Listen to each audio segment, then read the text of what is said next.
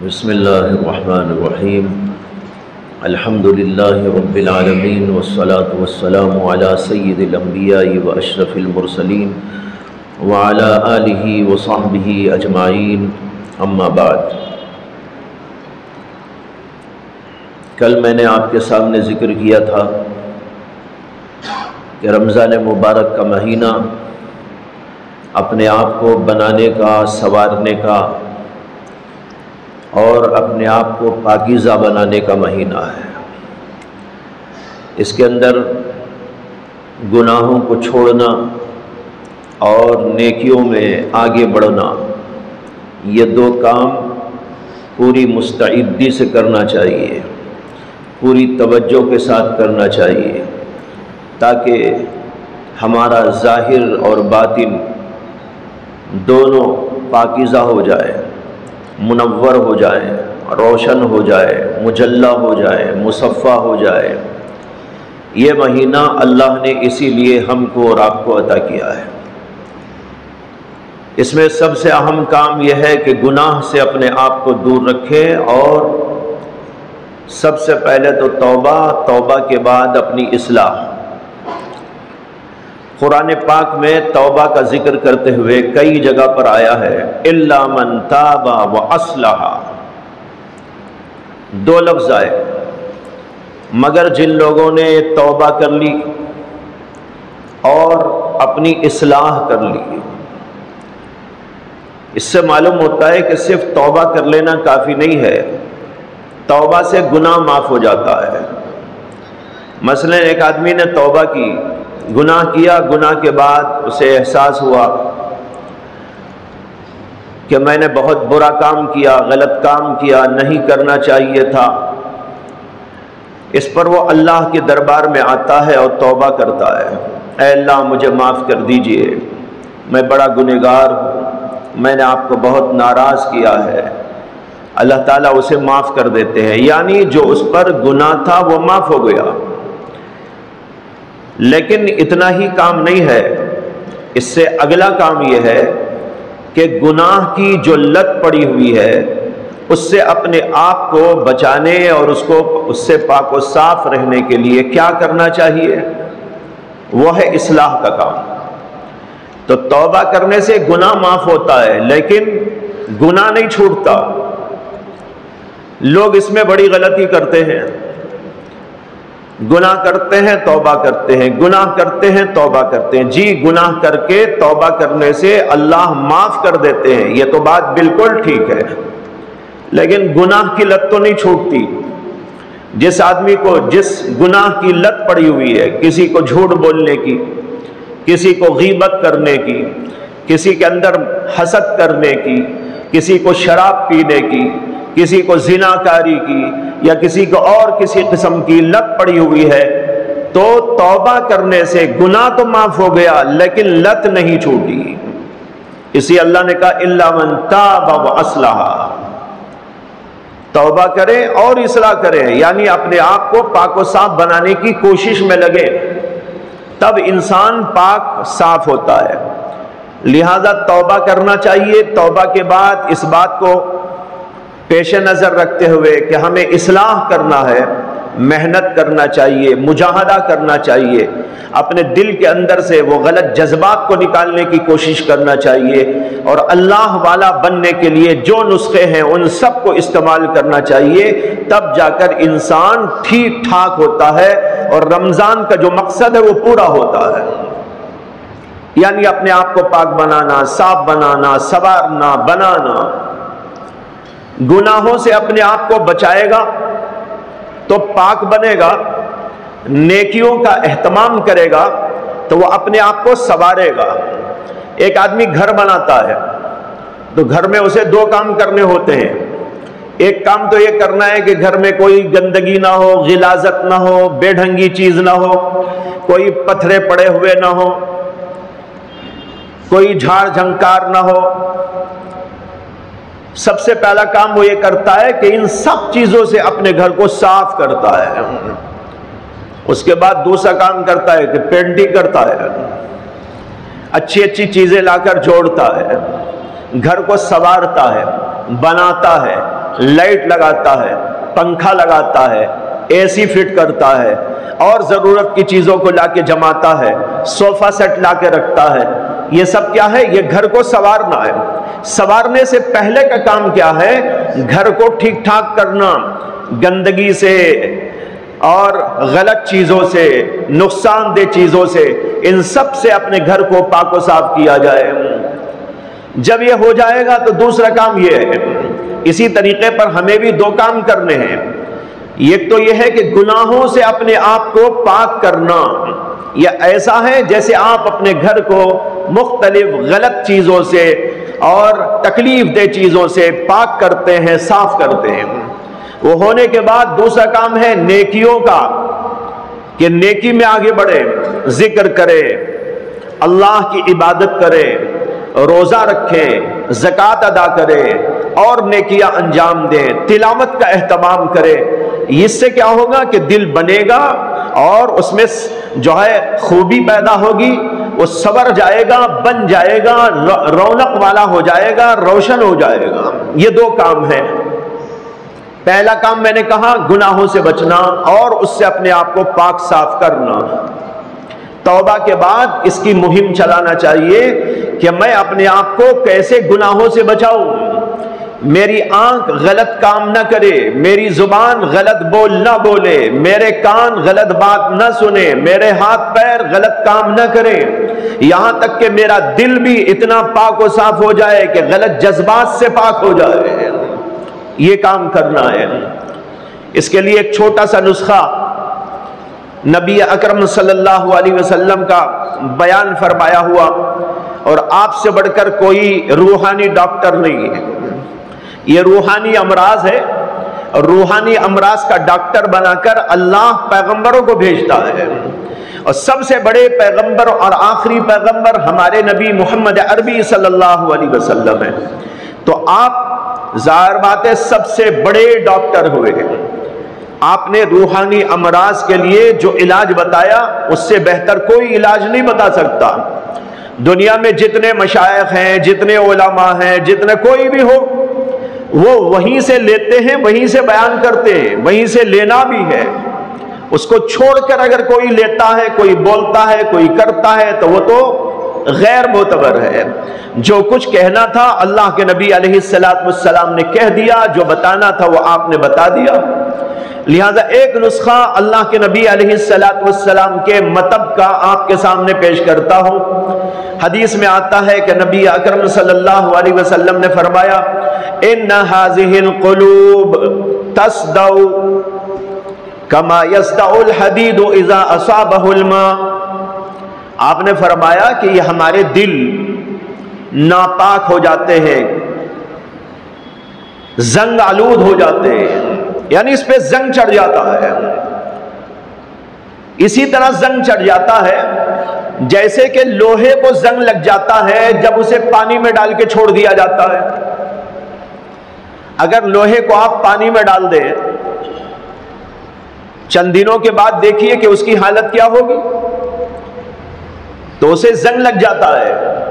نبی اکرم صلی اللہ علیہ وسلم مثال دے کے سمجھا رہے، جس طرح لوہا پانی میں پڑ جانے سے یا پانی اس کو لگ جانے سے زنگ آ جاتا ہے، اسی طرح ہمارے دلوں کو بھی زنگ لگ جایا کرتا ہے۔ یہ زنگ کیا ہے؟ یہ گناہوں کا زنگ ہے۔ جب آدمی گناہ کرتا ہے تو اس کے دل کے اوپر ایک دھبا لگ جاتا ہے، زنگ لگ جاتا ہے، چھوٹا سا، پھر بغیر توبہ کے کرتا ہے اور زنگ بڑھتا ہے، پھر کرتا ہے زنگ بڑھتا ہے، بڑھتے بڑھتے یہ ٹپکے پڑتے پڑتے داغ بیٹھتے بیٹھتے پورے کا پورا دل کالا ہو جاتا ہے۔ چنانچہ ایک حدیث میں آتا ہے کہ نبی اکرم صلی اللہ علیہ وسلم نے فرمایا جب آدمی گناہ کرتا ہے تو اس کے دل کے اوپر ایک دھبا لگ جاتا ہے، جب دوبارہ کرتا ہے تو دوسرا دھبا لگتا ہے، پھر کرتا ہے تو اور ایک دھبا لگتا ہے، دھبے بڑھتے بڑھتے بڑھتے ایک دن ایسا آتا ہے کہ پورے کا پورا دل دھبوں والا بن کر کالا کلوٹا ہو جاتا ہے۔ یہ کہہ کر نبی اکرم صلی اللہ علیہ وسلم نے قرآن مجید کا حوالہ دیا کہ اللہ نے قرآن میں فرمایا ہے کَلَّا بَلْ رَانَ عَلَىٰ قُلُوبِهِمْ ان کے دلوں کے اوپر زنگ لگ گیا۔ اللہ نے قرآن میں یہ بات ارشاد فرمائی اور نبی اکرم صلی اللہ علیہ وسلم نے اس زنگ کی تفسیر بیان کی۔ یہ کیا زنگ ہے؟ اللہ کے نبی نے بتایا ہے گناہوں کا زنگ ہے۔ جب انسان گناہ کرتا ہے تو گناہ سے دھبے لگتے چلے جاتے ہیں، یہاں تک کہ پورے کا پورا دل کالا کلوٹا ہو جاتا ہے۔ یہ ہے وہ زنگ جس کا اللہ نے ذکر فرمایا ہے۔ تو آپ نے فرمایا کہ یہ دل زنگ آلود ہو جاتے ہیں جس طریقے پر کہ لوہا زنگ آلود ہوتا ہے پانی کے لگ جانے سے۔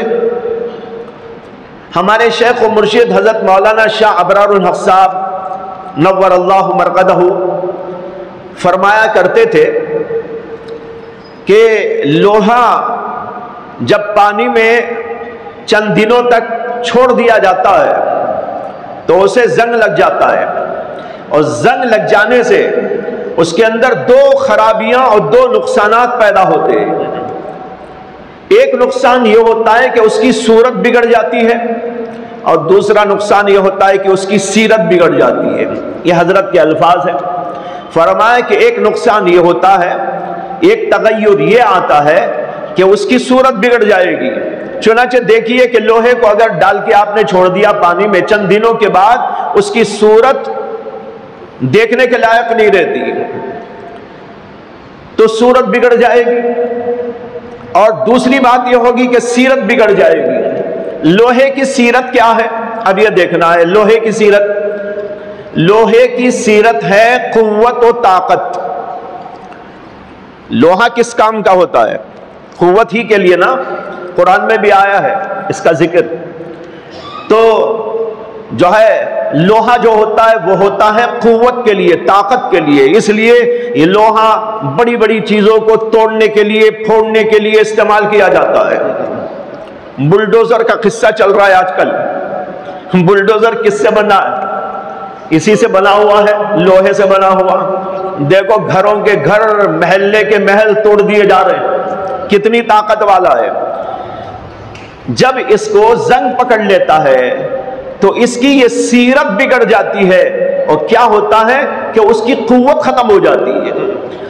جو پہلے طاقت تھی، قوت تھی لوہے کی، وہ اس کی سیرت تھی، وہ ختم ہو گئی، اس کے اندر تغیر پیدا ہو گیا۔ تو ایک نقصان یہ ہوتا ہے کہ صورت بگڑ جاتی ہے لوہے کی، اور دوسرا نقصان یہ ہوتا ہے کہ سیرت بگڑ جاتی ہے لوہے کی۔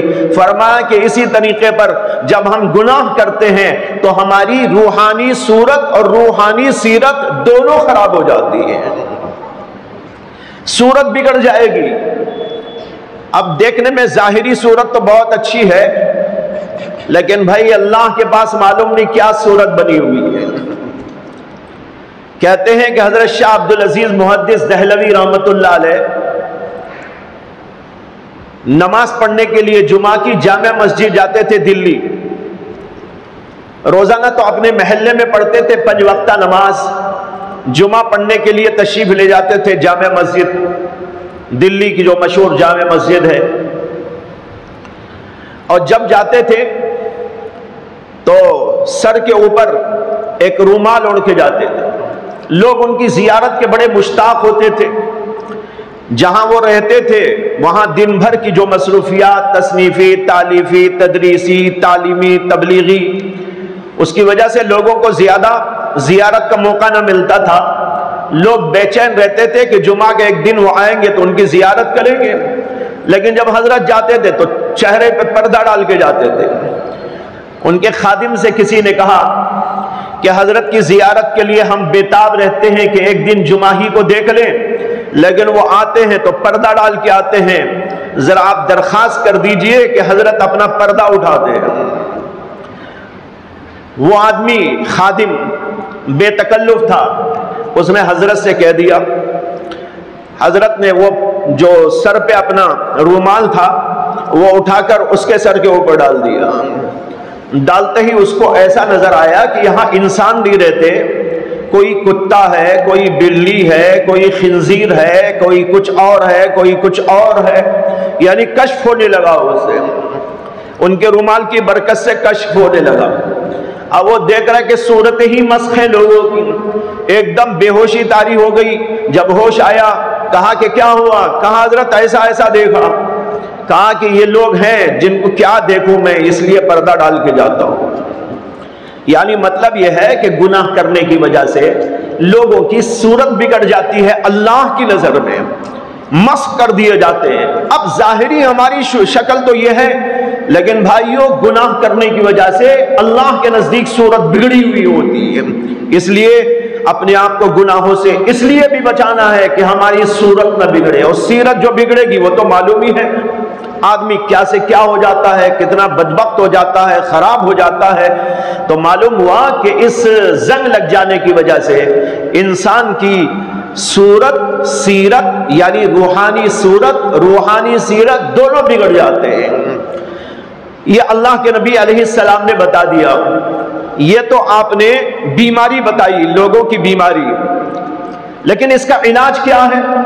حضرات صحابہ کرام رضوان اللہ تعالی علیہم اجمعین اللہ کے نبی کی جو بات سنتے تھے غور سے سنتے تھے، اور پھر اللہ کے نبی سے پوچھ پوچھ کر اس علم کو بڑھایا کرتے تھے۔ جہاں کوئی اشکال ہوا پوچھ لیا، جہاں کوئی بات پوچھنے کی تھی تو وہاں معلوم کر لیا، تاکہ بات واضح طور پر آ جائے۔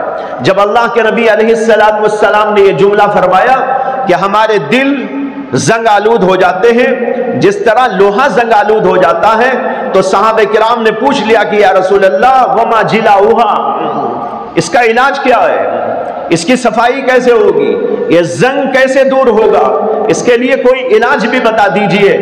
نبی اکرم صلی اللہ علیہ وسلم نے اپنے مطلب روحانی سے یہ ارشاد فرمایا، کثرت تلاوت القرآن و ذکر حازم اللذات، دو علاج بتائے گناہوں سے اپنے آپ کو دور کرنے، اپنے آپ کو پاک کرنے، اس زنگ کو دور کرنے۔ ایک بات یہ فرمائی کثرت تلاوت القرآن، قرآن پاک کثرت سے پڑھو، لیکن آج قرآن ہی نہیں پڑھتے لوگ۔ ایک زمانہ تھا کہ لوگ کثرت سے قرآن پڑھتے تھے۔ مجھے یاد ہے اسی مسجد میں ہمارے بچپن میں ہم لوگ دیکھتے تھے کہ فجر کی نماز ہونے کے بعد یہاں سے وہاں تک ایک جم غفیر نظر آتا تھا لوگوں کا، جو قرآن کی تلاوت کرتا بیٹھا رہتا تھا، کوئی ادھر کوئی ادھر کوئی ادھر کوئی ادھر۔ لیکن آج مسجدوں کے اندر سے رواج ختم ہو گیا، لوگ اٹھتے ہیں اور سلام پھیرنے سے پہلے باہر نکل جاتے ہیں۔ امام صاحب نے ایک سلام ابھی پھیرا ہی ہے، اندر پلان بن جاتا ہے، کیسا نکلنا ہے، کہاں سے نکلنا ہے، کس کو پھلانگ کے نکلنا ہے، کون سے راستے کو تلاش کر کے نکلنا ہے۔ امام صاحب کا ادھر سلام ابھی مکمل نہیں ہوتا، لوگ اٹھ کے جانے کی تیاری کرنے لگتے ہیں۔ بھائیوں، یہ سب دین کے نسخے ہمارے اور آپ کے عمل کرنے کے لیے بتائے گئے ہیں، ورنہ اس پر کون عمل کرے گا؟ یہ ہمارے ہی واسطے تو اللہ کے نبی نے فرمایا۔ لہذا ایک کام تو ہے کثرت تلاوت القرآن۔ یہاں پر دیکھیے اللہ کے نبی نے محض یہ نہیں فرمایا تلاوت القرآن، قرآن کی تلاوت نہیں، اس کے ساتھ ایک لفظ بڑھایا، کثرت تلاوت القرآن، قرآن پاک کو کثرت سے پڑھنا، یہ علاج ہے، صرف قرآن پڑھنا علاج نہیں ہے۔ سمجھ میں آیا فرق؟ ایک ہے پڑھنا، مثلا کوئی سورہ فاتحہ پڑھ لیا، کچھ اور بھی پڑھ لیا، تھوڑا بہت پڑھ لیا، 2-4 رکوع پڑھ لیا، لیکن اللہ کے نبی نے اسے علاج نہیں بتایا ہے۔ ڈاکٹر جب کوئی علاج دیتا ہے تو اس کے پورے نسخے پر عمل کرنا چاہیے، ادھورے نسخے پر عمل نہیں کرنا چاہیے، پورا نسخہ۔ اللہ کے نبی نے جو نسخہ بتایا وہ مکمل نسخہ کیا ہے؟ کثرت تلاوت القرآن، قرآن پاک کو کثرت سے پڑھنا، یعنی زیادہ سے زیادہ پڑھنا۔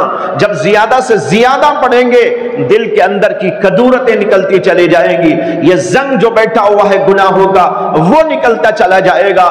جب یہ اندر کا زنگ نکل جائے گا تو اوپر کا زنگ تو خود ہی نکلتا چلا جائے گا۔ دل اصل بننا ہے، دل بن گیا تو ہمارا ظاہر خود بن جائے گا، دل بگڑ گیا تو سارا نظام ٹھپ ہو جائے گا۔ اس لیے اللہ کے نبی نے کہا کثرت تلاوت القرآن۔ ایک دوسرا نسخہ ہے ذکر حازم اللذات، لذتوں کو ختم کر دینے والی چیز کو یاد کرنا۔ لذتوں کو ختم کر دینے والی چیز ہے موت. اس کی تفسیر خود اللہ کے نبی نے فرمائی، ایل موت یعنی موت کو یاد کرنا. موت کو بار بار یاد کیا جائے. موت کو یاد کیسے کرتے ہیں؟ ایسا نہیں کہ تسبیح لے کر بیٹھ کر آپ کہیں الموت الموت الموت الموت، یہ نہیں ہے. تسبیح نہیں پڑھنا ہے اس کے بجائے ذہن میں لانا ہے میرے اوپر موت آئے گی، ایک دن قبر میں جاؤں گا، وہاں پر یہ حالات پیش آئیں گے. قبر کے بعد اگلی منزلیں وہ آئیں گی، یعنی حشر کی منزل آئے گی، حساب و کتاب کی منزل آئے گی.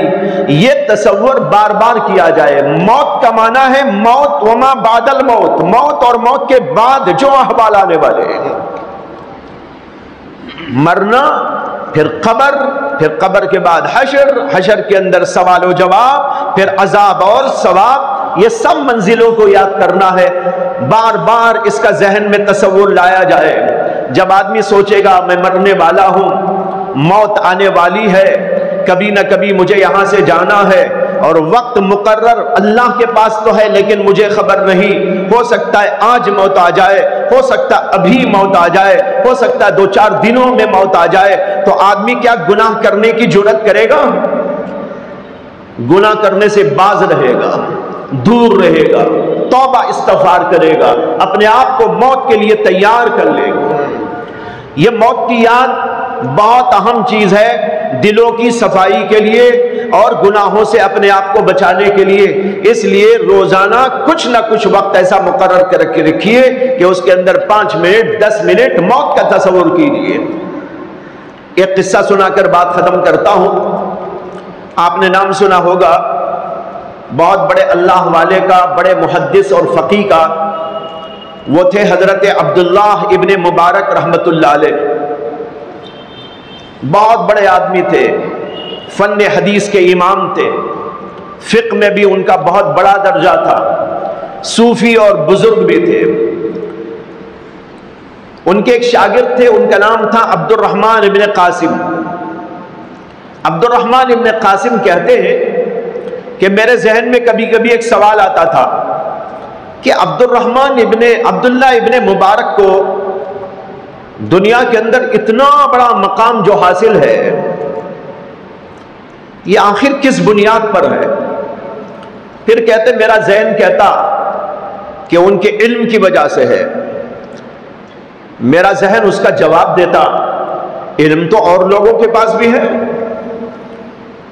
پھر میرا ذہن کبھی کہتا ان کے تفقہ کی وجہ سے. ذہن اس کا جواب دیتا دنیا میں اور بھی بہت بڑے بڑے فقہاء موجود ہیں، ان کو یہ مقام نہیں ہے، ان کو یہ کیوں مقام حاصل ہوا؟ کہتے ہیں کہ بار بار ذہن میں سوال آتا اور کچھ سوال و جواب ذہن کے اندر گردش کرتے رہتے تھے. ایک بار حضرت کے ساتھ سفر ہوا.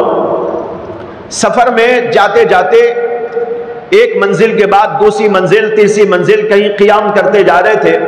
ایک منزل پہ رات پہ قیام ہوا. ایک گھر میں وہاں قیام تھا، اور اس زمانے میں ایسے لائٹ وائٹ تو تھے نہیں، چراغ جلائے جاتے تھے، اور وہ زمانہ میچز کا زمانہ بھی نہیں تھا.